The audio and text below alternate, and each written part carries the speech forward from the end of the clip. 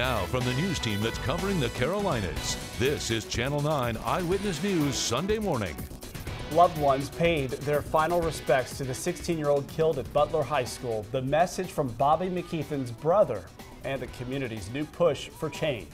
The Charlotte woman in this viral video has finally turned herself into police. The timeline for when South Park Susan will face a judge for the first time. And I want to take you outside. It is 7 o'clock this morning and it is bright out there and brighter than what we're used to. Now that daylight saving time is wrapped up, make sure you set those clocks back. Good morning, I'm Blaine Tollison.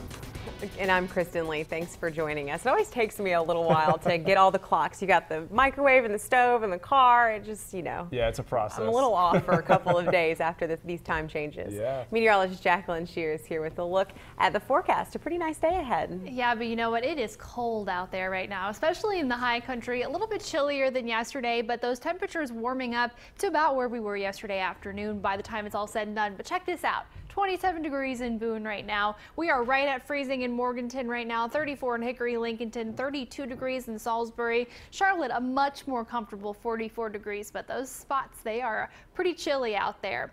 As we're moving through the morning, we get to 49 degrees by 10 a.m. So you'll definitely want layers today if you're headed out to any of those tailgates, because here's a look at that afternoon. 63 degrees by 4 p.m.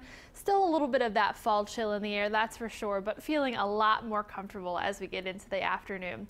We're going to time out when that rain returns, though. It might be a little bit sooner than you think, coming up when I see you next. An emotional day for hundreds in Charlotte yesterday. Family, friends, and community members said their goodbyes to a 16-year-old student shot and killed at Butler High School. Soon I'll be done. People packed Progressive Baptist Church in West Charlotte for Bobby McKeithen's funeral. Several people said Bobby was gone too soon, and they want to see change because of his death. Bobby's brother had a similar message. God told us to love each other as he loves us, and if we were doing that, I wouldn't be talking to you right now, and Bobby would still be breathing here right now. Butler High School's principal, John LeGrand, said Bobby's death is tragic, but he hopes all students can learn from it.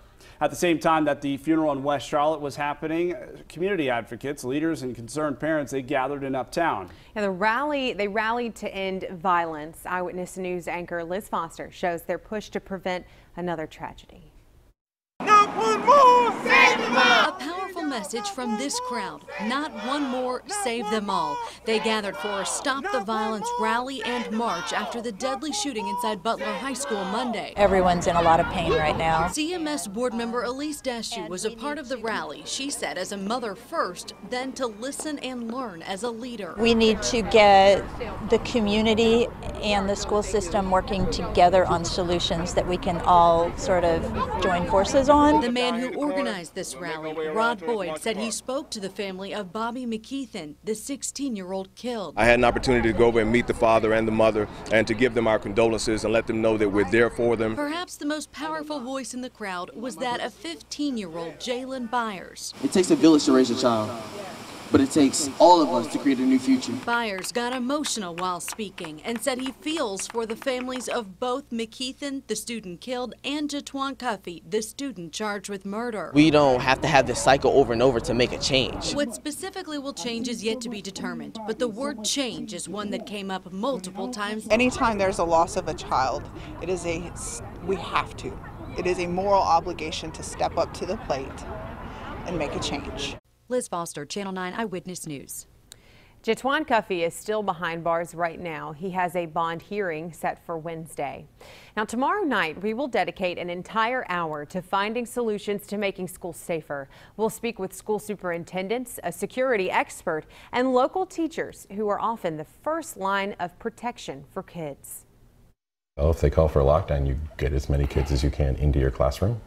You lock the door, you keep them out of harm's way. Join us for this important hour. Safety in Our Schools airs tomorrow night at 7 right here on Channel 9.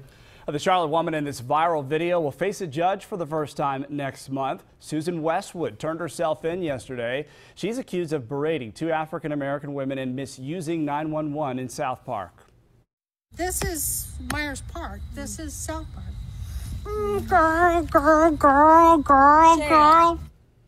Last month, these two sisters were waiting for AAA outside their South Park apartment. They say Westwood got in their faces and started asking if they belonged there and how much they paid in rent. Westwood turned herself in to authorities in Brunswick County and is now out on bond. She had a misdemeanor warrant for her arrest and 4 criminal summons. Authorities in Mexico are expanding their search for this Iredell County teacher who hasn't been seen in a week. Patrick Braxton Andrew went hiking in a national park in northern Mexico. More than 100 police searched through canyons yesterday hoping to find him. Braxton Andrew teaches Spanish at Woodlawn School, and his family says they haven't given up hope that he will return home safe. A heartbreaking night for young athletes. A middle school football player was rushed to the hospital after getting hit. He lost feeling below his neck. It happened last night in Monroe during the 8th grade championship game between Sun Valley and Holy Trinity. The game stopped for about 30 minutes. You can see both teams united at the middle of the field. They prayed for the boy after he was taken off the field on a stretcher. When the adversity came, I thought maybe the kids would crumble a little bit, but they had their faith in each other, in our process and our program, and they stood up and they won. I'm very proud. The boy's family tells us he did start to regain feeling after he got to the hospital.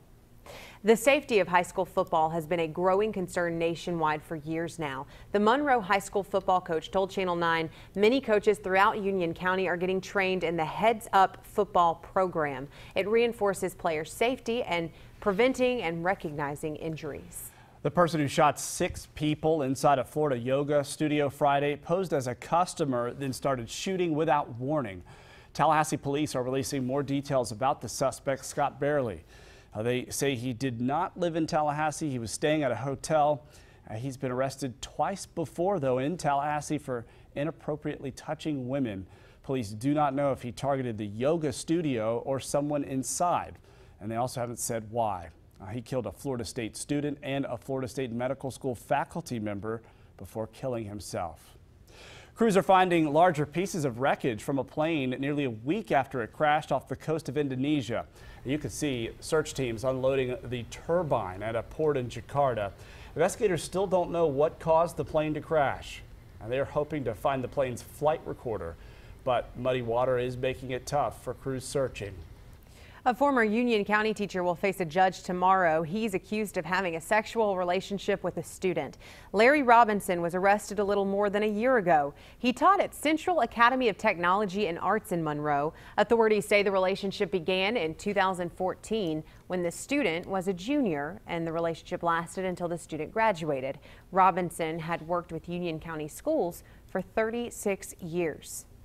A Cleveland County woman will spend at least 6 years in prison for conspiring to kill her fiance.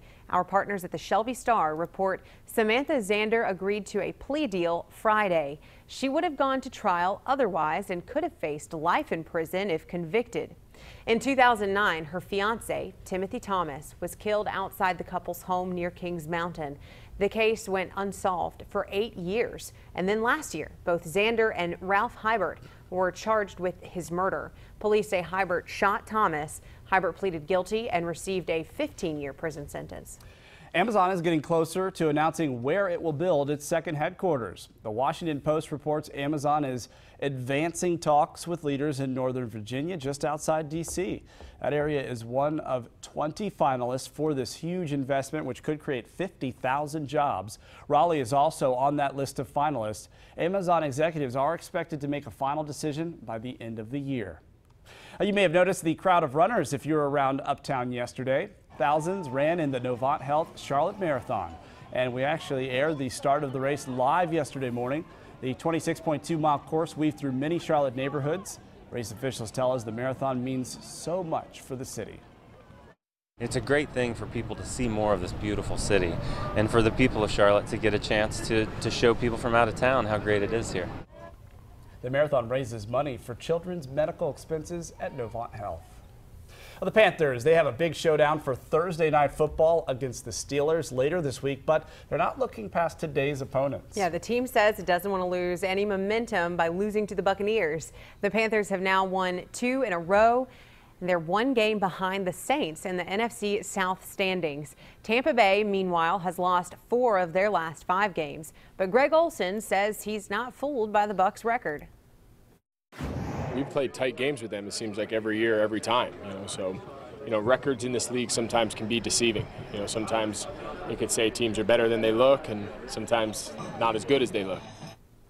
Today's home game starts at 1 o'clock. The Eyewitness News sports team will have live coverage on Eyewitness News at 6, and they'll have an in-depth breakdown of today's action on Queen City Overtime. That's, of course, at 11:30. I want to show you a live look now from our Charlotte camera. As you can see, it is light outside, which is new for 7:09 in the morning in the last few months. If you're tailgating today, not a bad day in store. Jacqueline Shear has an update on your forecast from Severe Weather Center 9.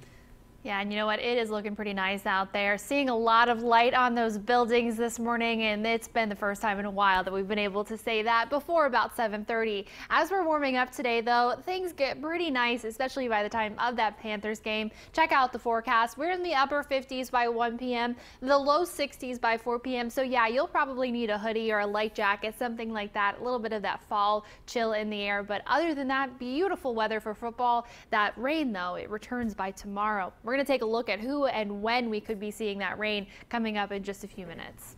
All right, thank you, Jacqueline. The leader of the FDA calls e-cigarette use an epidemic. Ahead at 7:45, Channel 9 investigates the dangers a local man experienced firsthand. Students who rode this North Carolina school bus were at risk of getting hit by a car. She's letting people off the bus without a legitimate stop sign. There's no handout. All new at 7:25, the school district's swift response to the social media video. A food desert in the middle of Charlotte. Next, the struggle for families to find fresh food and the community's effort to fix the problem. Like us on Facebook to follow the latest breaking news, top stories, and weather. To join in on the conversation, log on to WSOCTV.com and click on the Facebook icon at the top of the page.